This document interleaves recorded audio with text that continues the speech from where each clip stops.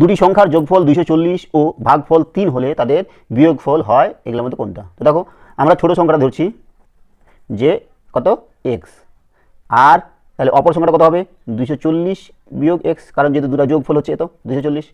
এইবার ছোট সংখ্যাটা এটা, বড় সংখ্যাটা এটা, এবার ভাগফল দেওয়া আছে কত 3, তাহলে ভাগফল এটা বড় সংখ্যা যেহেতু 240 বিয়োগ x, এটা হচ্ছে বড় সংখ্যাটা, ভাগ x সমান সমান কত হচ্ছে 3, তাহলে কোন গুণ করছি 3x সমান 240 বিয়োগ x, xটা এদিকে আনলে 4x হয়ে যাবে, 4x সমান সমান 240, তাই তো?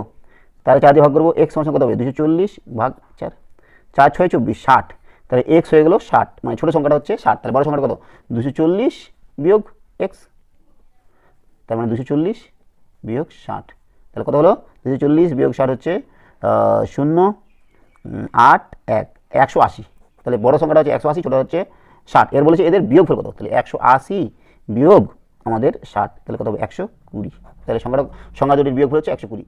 রাইট অ্যান্সার হচ্ছে আমাদের সি নাম্বার।